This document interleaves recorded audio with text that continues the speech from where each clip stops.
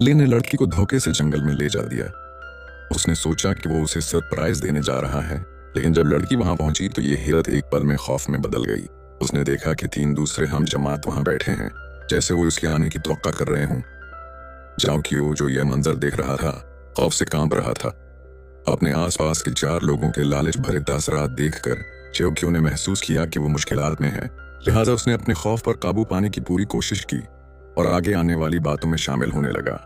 अपनी चौकसी को कम करने के लिए जाओक्यू ने अपने बैग से शराब निकाली और उनसे मजेदार क्राफ्ट बियर आजमाने की दावत दी। पीने के एक दौर के बाद सिर्फ फुगोई ही न पिया। जब जगह गर्म होने लगी तो सबने एक छोटा सा खेल खेलने का मशवरा दिया। जाओक्यू के पास इनकार करने की कोई वजह न थी, लिहाजा वो सिर्फ इन लोगों की बातों को मानता रहा। फिर उन्होंने सच बोलो या हिम्मत करो खेलना शुरू किया। सबसे पहले उन्होंने थैला जाओक्यू की तरफ फेंका और उससे कहा कि वो एक नंबर निकाले और दूसरे फरीक को उसका इंतखाब करने दे। खेल के दौरान फुगोई की तरफ मुतवज्जा किया और उससे पूछा कि वो आज रात क्या करने जा रहे हैं। कई लोगों ने उदास तासरात के साथ जवाब दिया, जिस पर जाओक्यू हैरान रह गया, लेकिन इन लोगों को देखकर उसने अपने जज्बात को रोके रखा।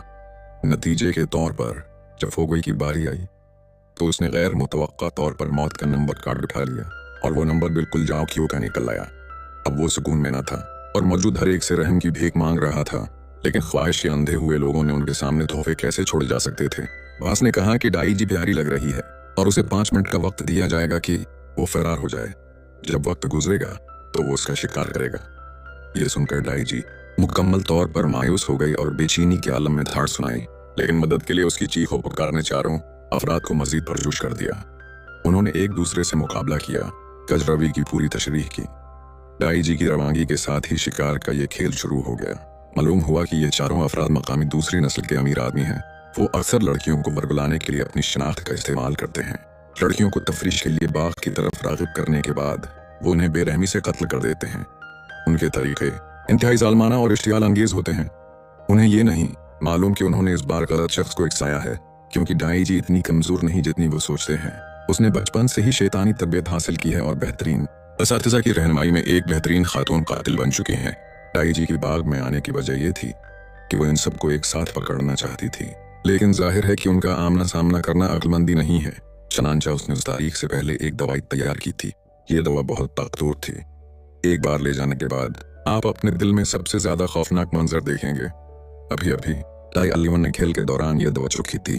इस वक्त डाई जी जंगल में छिपी हुई थी। उसकी पूनी टील बांधी हुई थी, निशानात मिटा दिए थे और किसी भी वक्त इंसाफ की कार्रवाई के लिए तैयार थी। जल्द ही चौथा आदमी उसके पास पहुंच गया। सबसे पहले राउसी एक नफ्सियाती मरीज की तरह था। दिन भर अपनी कुल्हाड़ी के साथ हलचल मचाता रहा। ताहम इससे पहले कि वो डाई अलीवन को देख पाता, इस दवा का असर होना शुरू हो गया। जिस पांडा का सर उसे सबसे ज्यादा डर लगता था, वो अचानक उसके सामने आ गया। लाओसी इतना खौफजदा हुआ कि उसने तकरीबन पेशाब कर दिया। उसने पागलपन में सर पर लात मारी, लेकिन वो नहीं जानता था कि उसके सामने सिर्फ डाई जी खड़ी थी। न्यूरोटेक लाओसी बिल्कुल भी डाई अलीवन के लिए कोई मुकाबला नहीं कर सका और जल्द ही जमीन पर गिर गया। डाई जी ने अपनी कुल्हाड़ी उठाई और एक ही बार से उस कमीने को मार दिया। एक बदरूह को मारने के बाद डाई जी को दूसरा आदमी मिला। इस वक्त वो शख्स फरीब में गहरा फंसा हुआ था।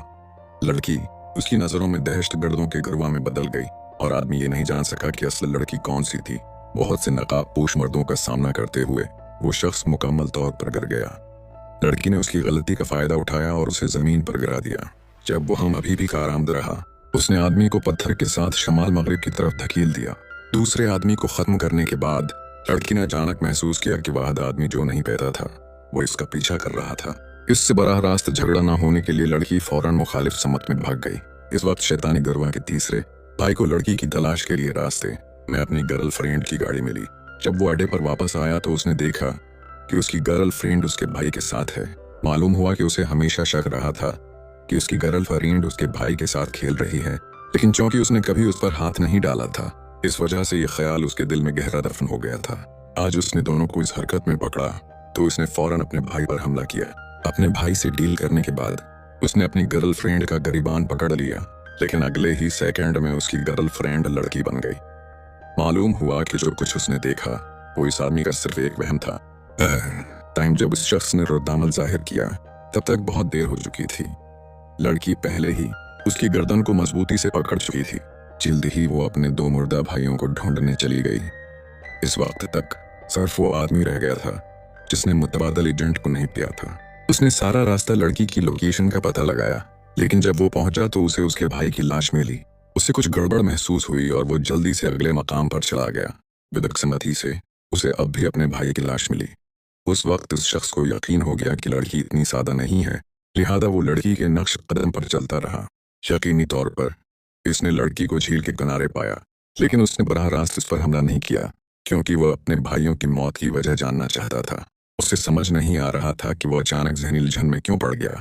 जब तक कि लड़की ने सच न बताया, वो शख्स ख्वाब से बीदार हुआ, ये देख कर कि लड़की इतनी ताकतवर है। इस शख्स ने हकीकत में लड़की से शादी करने की तजवीज़ पेश की और फिर एक जोड़े का शैतानी गरबा बना लिया, जिस तरह वो पहले करते थे। लड़की उस मर्द के बिगड़े हुए असर को बर्दाश्त नहीं कर सकी, इसलिए उसने फौरन इस आदमी से लड़ाई शुरू कर दी। अगरचे डाईजी ने मुख्तलिफ किस्म की सख्त तरबियत हासिल की है, लेकिन उसने आखिरकार 3 नौजवानों को कत्ल कर दिया और उसकी जिस्मानी ताकत हद को पहुंच चुकी थी। वो पागलबाज के साथ लड़ने में वाज़ेह फ़ायदा हासिल नहीं कर सकी। डाईजी ने अपने निचले जिस्म पर हमला करने का मौका लिया और फिर आज़ाद हो गई। इससे पहले कि मुखालिफ कोई रद्द-अमल ज़ाहिर करता, उसने उसे सबक सिखाने के लिए घटने से मारा। आखिरकार वो बास के पीछे गई और उसकी गर्दन को मजबूती से बंद कर लिया। ये इंस्ट्रक्टर की तरफ से सिखाया गया हतमी इक़दाम था। जब तक हरीफ को 20 सेकंड तक बंद रखा जाएगा, दुश्मन मुज़ाहमत से महरूम हो जाएगा। जैसा कि तौक़ा थी, बास ज़मीन पर गिर गया और थोड़ी देर में होश खो बैठा। डाईजी ने ज़मीन पर मौजूद हालू के नौजन को उठाया और उसे बुराह रास्त बास में डाल दिया। वो इस दरंदे को खौफ के मारे अपनी जान से हाथ धोना चाहता था। जब बास अपने कोमा से बीदार हुआ तो उसे डाईजी ने दरख्त पर लटका दिया। उसके पांव के नीचे एक तंग स्टंप था। डाईजी ने खामोशी से उसे देख लिया, लेकिन बास अब भी पागल था और डाईजी को डांटता रहा। उसे बहुत कम मालूम था कि हालू के नौजन बहुत ताकतवर है और जल्द ही इस दवा का असर हो गया। बास ने लड़कियों के एक ग्रुप को अपनी तरफ आते हुए देखा और ये तमाम लड़कियां शिकार थीं जो उसने घाटी में डाल रखी थीं। ये देखकर बास बहुत डर गया। खौफ से छुटकारा हासिल करने के लिए उसने खुद को फांसी का इंतखाब किया। इस वक्त डाईजी का इंस्ट्रक्टर भी आया। ये मंजर देखने के बाद उसने डाईजी को अंगूठा दिया। फिल्म यहीं ख़त्म हुई। ऐसी मज़ीद वीडियोस के लिए वीडियो को लाइक और चैनल को सब्सक्राइब करें ताकि ऐसी दिलचस्प और इन्फॉर्मेटिव वीडियोस आप तक टाइम टू टाइम पहुंच सकें। शुक्रिया।